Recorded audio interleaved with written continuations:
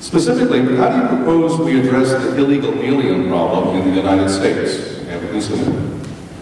Well, we have laws. I think we should enforce them. If we enforce the laws we have, we probably wouldn't have this problem. And if they are insufficient, then maybe we do more. Is there anything specific you could tell the audience that if you're elected to Congress you would do in terms of drafting legislation regarding illegal aliens? Like I say, I think we have enough laws, they just aren't enforced. As a member of Congress, can you help that enforcement come into being? I should hope so. And how would you do that? Well, I think you have to, I think legislators are elected to do one thing, to make sure the bureaucrats do their job. It's not to pass laws and rules and regulations all the time, but they have to make the bureaucrats do their job. They aren't doing that. Should illegal aliens have a path towards U.S. citizenship? If so, how? Probably not. Can you explain that? Well, there may be. The thing is, it's such a big country. You want to make exceptions for so many things. Where are you going to stop? What about the children of illegals? Or well, under the law, they're born here. They're citizens. But what if they're not born here? I mean, are you saying there could be exceptions? Or? I think we should make it easy enough for them to maybe apply, but I think maybe they should have to return to their country of origin and apply. Now, I understand sometimes it's a very difficult thing because I think the law is not very clear and does not work very well. We should make the system better than it is, the current system. What is the most serious error in America's current national defense policy? Most serious error? Well, being an intelligence agent, I think it's because we haven't collected enough good information, especially lately, and when we do find it, we don't know what to do with it. I know many people that retire from the intelligence community. They retire because things were falling apart. We have people running it right now who do not understand what it's all about. I was a Cold War intelligence agent. That's why we had a Cold War. We didn't have a hot war. We fought the war behind the scenes so that we wouldn't have a hot war.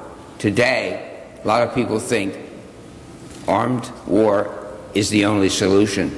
If you do your intelligence properly and you're the most powerful country in the world, you don't need to resort to war. We have our economic power. We must use it. We have not.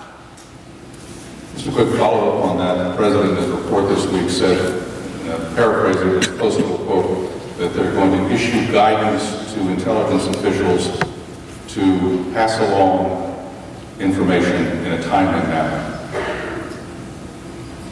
When I look at that, I say, duh. What would you do as a member of Congress if there are bureaucrats who think that it's 4:30 and it's time for them to go home, or they don't like so-and-so who's over at the FBI? Well, it's time to find a way to kick their butts. There's no other way. There's no other way. All right. Would you take direct military action in the United States? Would you authorize direct military action against Iran to prevent them from developing or obtaining nuclear weapons? Under certain circumstances, yes. Can you give us what the circumstances? Well, if you're sure somebody's going to launch an attack on you, I think you should hit first. What if it's not on you, but what if it's on Israel? Depends on the treaties and how much we want to honor them. Will 2010 be the year of the Tea Party? Why or why not? Well, it depends what you mean by that. Are they going to be able to solve the problem?